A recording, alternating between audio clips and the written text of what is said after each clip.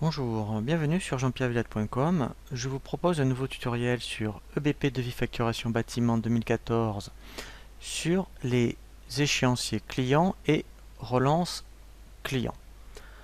Vous avez plusieurs façons de procéder aux échéanciers.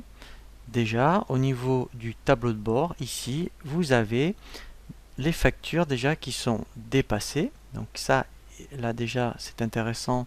C'est une première possibilité pour vraiment visualiser très rapidement les factures en retard. Vous avez également la possibilité dans le volet de navigation ici d'avoir l'option échéancier client. Et là, en fait, directement, vous pourrez dire qu'est-ce qui est non réglé. Donc là, après, vous avez tout ce qui est réglé. Et là, vous avez l'intégralité des factures. Donc ça, c'est une autre possibilité. Ensuite, ce qui est intéressant, c'est que vous avez des impressions. Alors là, au niveau impression, vous avez ici échéance, client. Et là, vous avez des modèles. Alors, vous avez éventuellement la liste non soldée. Donc là, en fait, directement, eh bien, vous avez tous les clients. Voilà. Vous pouvez aussi choisir dans le menu impression échéance, voilà, client, et là de dire, mettons, je les veux par client.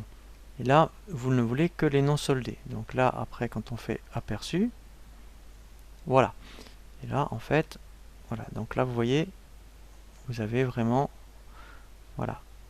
Donc là, c'est plus détaillé par client avec les numéros de facture. Donc là, une fois que vous avez procédé à vos échéanciers, eh bien effectivement, vous pouvez voir, mettons, demander tout ce qui est après relance client. Donc là, en fait, relance client, donc alors, deux possibilités.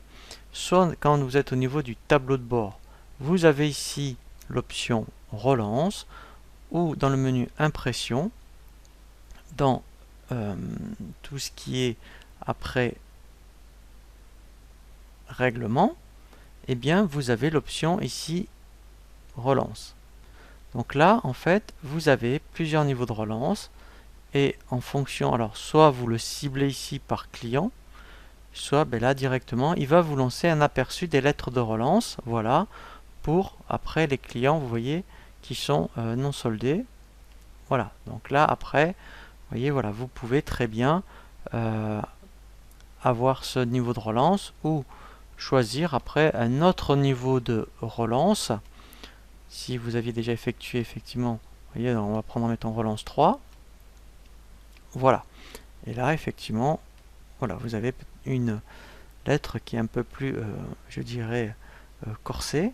Voilà, si vous avez éventuellement déjà relancé votre client. Voilà pour les échéanciers et relance client. Je vous dis à très bientôt sur jean-pierre-villade.com pour un nouveau tuto